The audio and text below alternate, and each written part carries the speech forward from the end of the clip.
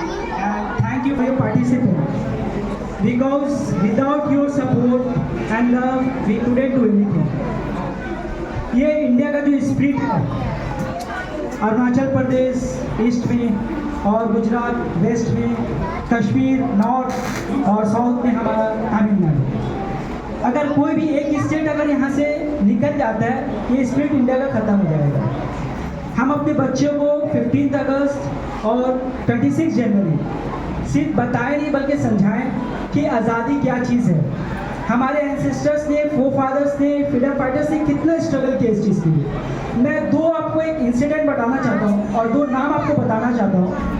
हम लोग आज़ादी के दिन 26 जनवरी एंड 15 अगस्त नेताजी सुभाष चंद्र बोस, महात्मा गांधी, सरदार वल्लभ भाई पटेल, जवाहरलाल नेहरू, राजेंद्र प्रसाद, B.R. अम्बेडकर, ये सभी को याद करते हैं। बट सिर्फ ये लोग नहीं हैं, इसके अलावा बहुत सारी औरतें और बहुत सारे मजदूर भी इसमें हैं। मैं 2 नाम आपको बताना चाहता हूँ।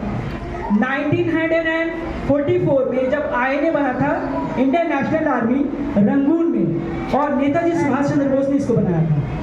उस वक्त रंगून में मेनन, अब्दुल हबीब, यूसुफ मारवानी, इन्होंने 1 करोड़ 3 लाख रुपया कैश और जेवर और प्रॉपर्टी उन्होंने दिया था।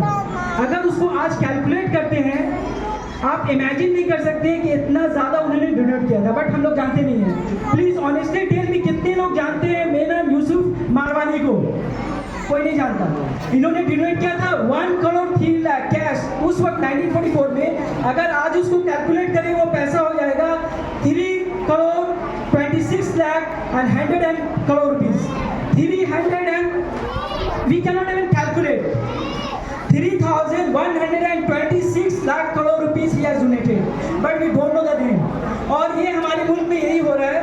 कुछ लोगों का ये काम है कि वो हिस्ट्री से इन लोगों को मिटा रहे हैं, और हम लोग का ये काम होना चाहिए कि हम लोग हिस्ट्री को फिर से जाने और अपने बच्चों को बताएं।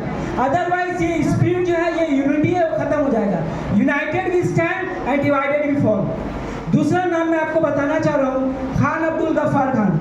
इन्होंने सिविल डिसोबीडियंस मूवमेंट के टाइम में गांधी जी को ब्लैंक चेक अपना दिया था, जो हम लोग नहीं जानते हैं। और बहुत सारा नाम है इस तरह से, लेकिन यहाँ पर ये हम लोग को जानना है, अपने कंट्री के बारे में, मुल्क के बारे में अवेयरनेस रखना है और अपने बच्चों को भी बताना है।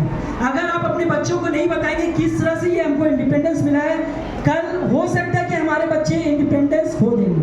उस वक्त एक फॉरनर ब्रिटिश आकर रूल कर रहे थे, अब जो है कैपिटलिस्ट आकर रूल करेगा। तो आप अपने बच्चों को बताएं इंडिपेंडेंस किस तरह से हासिल हुआ है और हमको अपने मुल्क के लिए क्या करना है। अनफॉर्चुनेटली मैंने पहले भी बताया आपको, हमने वर्ल्ड को कुछ भी नहीं दिया है, सिर्फ 0 के अलावा, और उसी में हम लोग प्राउड फील करते हैं। ये जितना भी टेक्नोलॉजी आप देख रहे हैं, ये सब फॉरेन कंट्री का है।